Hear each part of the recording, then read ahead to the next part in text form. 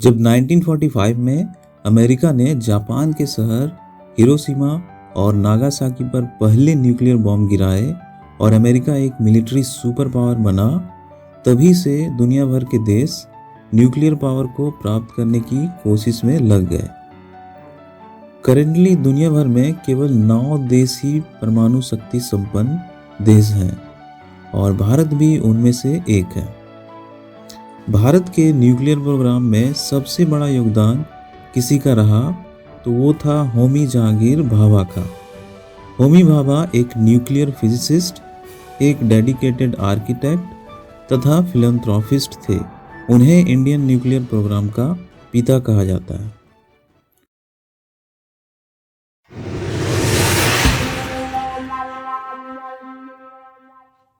नमस्कार दोस्तों, स्वागत है आपका टीच विंग में।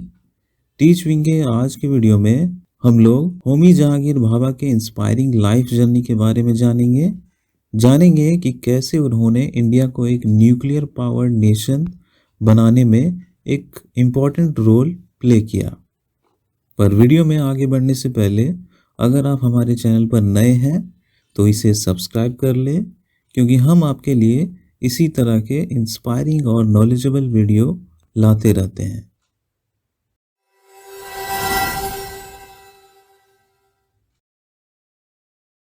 होमी जहांगीर भाभा का जन्म 30 अक्टूबर 1909 को एक एरिस्टोक्रेटिक फैमिली जहांगीर होम्सजी भाभा और मेहर भाई भाभा के यहाँ हुआ था। उनके पिता एक फेमस लॉयर थे, जबकि उनकी माँ एक हाउस मेकर्स थी। 16 साल की उम्र में उन्होंने सीनियर कैम्ब्रिज एग्जामिनेशन पास की। उसके बाद वे मैकेनिकल इंजीनियरिंग में डिग्री करने के लिए कैम्ब्रिज चले गए और वहाँ कॉर्नविल एंड केईएस कॉलेज में अपनी डिग्री प्राप्त की। उन्होंने इसके बाद कैम्ब्रिज में ही कैवेंडिश लेबोरेटरीज में अपनी रिसर्च स्टार्ट कर दी और उनकी पहली रिसर्च पेपर 1933 में पब्लिश हुई। इसके 2 साल बाद उन्होंने पीएचडी की उपाधि प्राप्त की और 1939 तक वे कैम्ब्रिज में ही रहे। जब 1939 में यूरोप में सेकेंड वर्ल्ड वार की शुरुआत हुई तो वे इंडिया वापस आ गए और यहीं रह गए। इंडिया में उन्होंने अपनी करियर की शुरुआत Indian institute of science Bangalore में famous Nobel laureate C V Raman के अंडर में as a reader in physics department के रूप में की।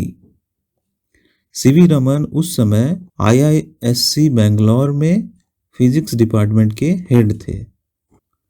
2 साल बाद 1942 में उन्हें रॉयल सोसाइटी में एज ए मेंबर चुना गया। बाद में उन्हें इंडियन एकेडमी ऑफ साइंसेस का फेलो भी बनाया गया। 1943 में उन्हें इंडियन साइंस कांग्रेस के फिजिक्स सेक्शन का प्रेसिडेंट भी चुना गया। उन्होंने इंडिया का एम्बिशियस न्यूक्लियर प्रोग्राम को शुरू करने के लिए कई कांग्रेस पार्टी के सीनियर लीडर्स को कन्विंस किया। अपने विजन को पूरा करने के लिए सबसे पहले उन्होंने कॉस्मिक रे रिसर्च यूनिट की स्थापना की।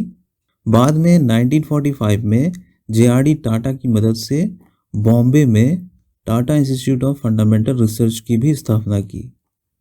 1948 में उन्होंने एटॉमिक एनर्जी कमीशन स्थापित की और इसके पहले चेयरपर्सन के रूप में कार्य किया। उसी साल जवाहरलाल नेहरू के द्वारा उन्हें इंडिया के न्यूक्लियर प्रोग्राम के डायरेक्टर के रूप में अपॉइंट किया गया और भारत के लिए न्यूक्लियर वेपन्स डेवलप करने का टास्क उन्हें प्रोवाइड किया गया। 1950 में उन्होंने इंटरनेशनल एटॉमिक एनर्जी एजेंसी के कॉन्फ्रेंस में इंडिया को रिप्रेजेंट किया और 1955 में जिनेवा स्विट्जरलैंड में यूनाइटेड नेशन के द्वारा आयोजित united nation conference on peaceful uses of atomic energy में प्रेसिडेंट चुने गए। 1960 से 1963 तक वे international union of pure and applied physics के प्रेसिडेंट भी रहे।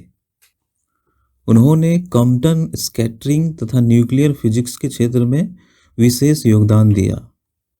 इंटरनेशनल लेवल पर उनकी पहचान तभी बन पाई जब उन्हें इलेक्ट्रॉन्स के द्वारा पॉजिट्रॉन के स्कैटरिंग की प्रोबेबिलिटी को करेक्टली प्रेडिक्ट करने वाले एक्सप्रेशन डिराइव करने में सफलता मिली। इस प्रोसेस को अब उनके सम्मान में भाभा स्कैटरिंग के नाम से जाना जाता है। इंडिया के न्यूक्लियर प्रोग्राम के पिता कहे जाने वाले होमी भाभा ने ऐसी स्ट्रेटजी फॉर्मुलेट की जो कि इंडिया के वास्ट थोरियम रिजर्व से पावर एक्सट्रैक्टिंग पर फोकस थी, ना कि यूरेनियम पर। उनके द्वारा प्रपोज्ड यह थ्योरी बाद में इंडिया का 3 स्टेज न्यूक्लियर पावर प्रोग्राम बना। होमी भाभा को 1942 में यूनिवर्सिटी ऑफ कैम्ब्रिज की तरफ से एडम्स प्राइज दिया गया। गवर्नमेंट ऑफ इंडिया की तरफ से उन्हें 1954 में पद्म भूषण से सम्मानित किया गया।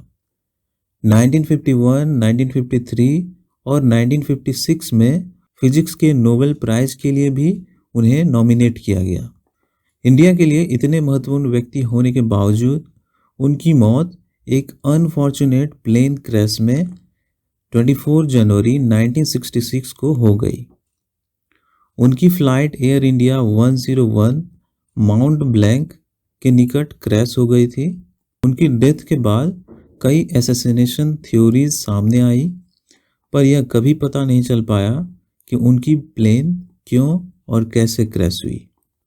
उनकी डेथ के बाद 1966 में मुंबई स्थित एटॉमिक एनर्जी एस्टेब्लिशमेंट का नाम बदलकर उनकी सम्मान में भाभा एटॉमिक रिसर्च सेंटर कर दिया गया।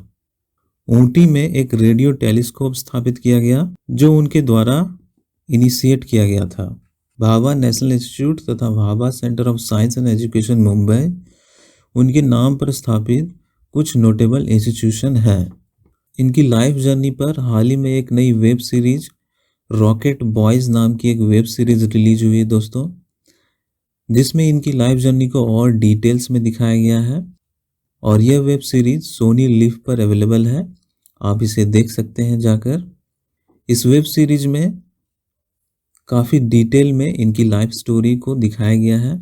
इस वेब सीरीज में भारत के फेमस एस्ट्रोफिजिसिस्ट विक्रम साराभाई को भी दिखाया गया, उनकी लाइफ स्टोरी को भी इसमें इंक्लूड किया गया है और इस शो को हाल ही में काफ़ी अच्छी रेटिंग दी गई है और काफ़ी तारीफ हो रही है।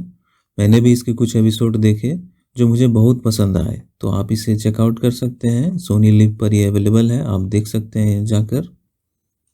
तो ये था आज का वीडियो दोस्तों। मिलते हैं एक और इंटरेस्टिंग टॉपिक के साथ एक नए वीडियो में। तब तक के लिए stay safe and keep learning, keep growing.